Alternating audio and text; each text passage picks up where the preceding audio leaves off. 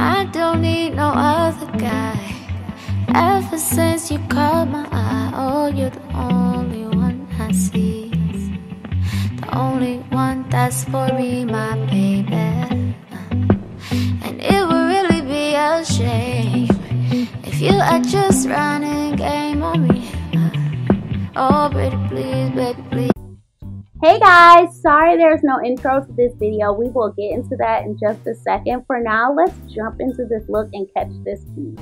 So I'm going in with this brown transition shade. It's a pretty dark brown for a transition shade, but I knew that I wanted this to be a dark look, so I didn't really feel like it was a point in going with a lighter shade.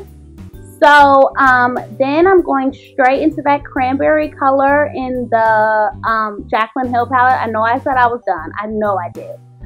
But I'm going into Jax. And what Jax is doing is deepening up my crease. I noticed that cranberry is kind of my color when it comes to eyeshadow. And so I want to enhance that as much as I can. So I'm pretty much packing Jax on to intensify that crease area. And then I'm going in with that dark brown shade in the Jaclyn Hill palette, and I am deepening up that crease even more. So I wanted my outer crease, pretty much my whole crease, to be super dramatic and dark because I wanted to do a half cut crease. So now I'm going in with my LA Girl Pro Concealer in the shade Porcelain. I've started using Porcelain to cut my creases because it's already a really creamy shade, and so it serves as a great base to make a color pop. And for this particular look, I was kind of keeping this crease color a really pretty much creamy white anyway, so I thought that the Porcelain would be absolutely perfect for that. So while cutting my crease, I'm using this flat brush I got from Sephora. And since I'm doing a half crease, I'm only taking that to the middle of my eye. And that is where I'm going to stop my crease because that's where I want to blend out my other color. That's my outer crease color. I want to blend that in. So if you just stop at the middle, it doesn't have to be an exact straight line where you stop because you're going to be blending in colors anyway. Because you don't want that demarcation showing of where you exactly cut your crease. So I'm just making that a little bit cleaner, and then I'm going in with a translucent powder and I'm just setting that. So I'm not setting it with an eyeshadow since I'm already going to be putting a pretty much cream eyeshadow anyway. And now I'm going back into Hunts, which is kind of a lighter shade than Jax, but I pretty much was doing that so I could just blend that area where I was telling you guys on the outer crease where you don't want it to show exactly where you cut your crease and where you stopped and where you began. It's good to just blend that color in. I picked up very little on my brush to do that blending because I didn't want it to be bold. I wanted it to be like a ombre type effect. And so now I am going into a creamy white color and I'm just putting that on top of that setting powder pretty much as my cut crease color. I'm just putting that white, and to me it just shows the drama and the effect of the burgundy going into that cream. Now I'm going in with my NYX glitter liner, and it's just a gold glitter liner, and I'm using that to go on top of where I cut my crease. Now I personally think that a liner where you cut your crease just looks a lot cleaner if you're not the best at cut creases. Now, for me personally, when I see someone else do a cut crease, mine's just never looks as clean as theirs.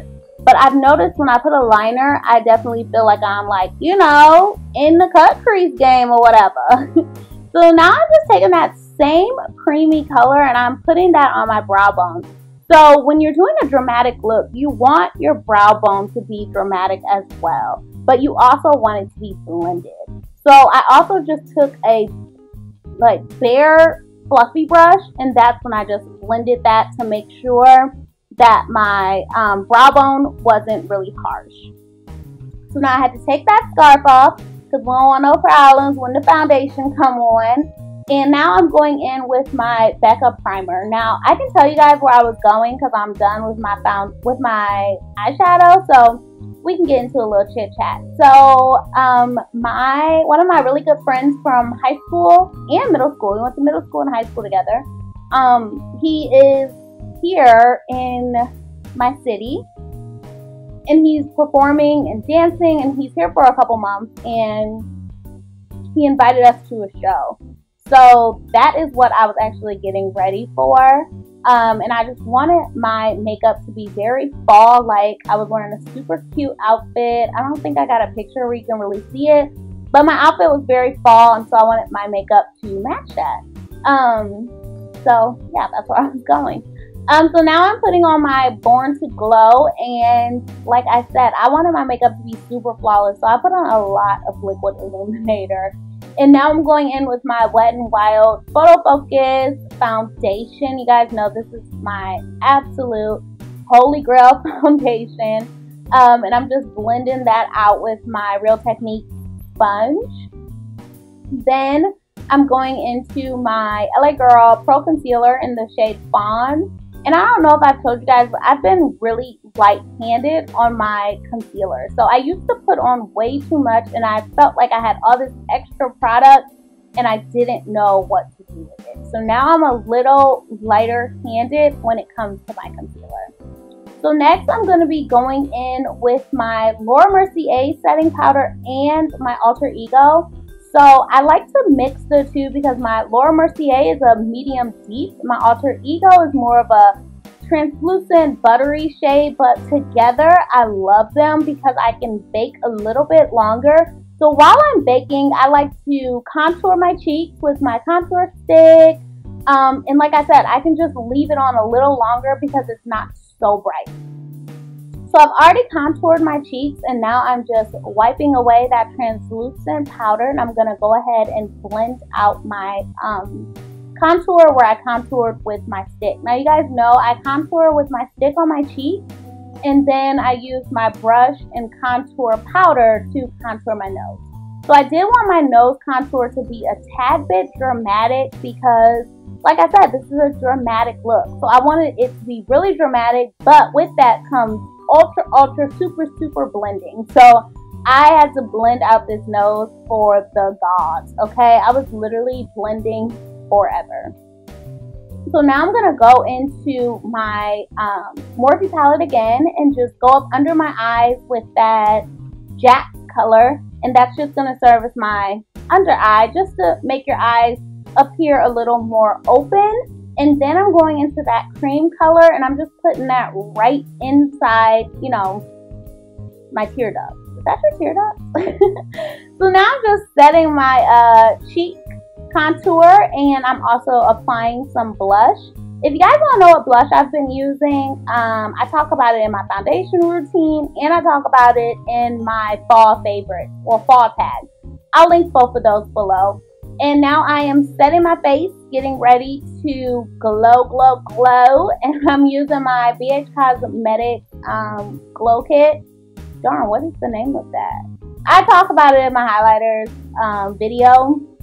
But that's been my go-to highlighter. And I'm just blending that, making that kind of just look like it's melting into my foundation.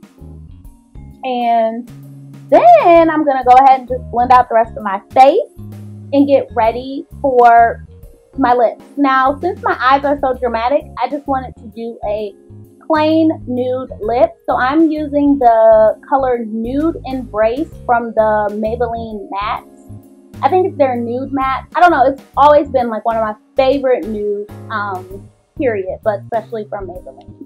So now let's get this hair together. I have not put heat on this hair since I was in a wedding, like the beginning of September. So literally all I've been doing is flexi riding my hair and literally getting these bomb like curls. But thanks, oh my gosh.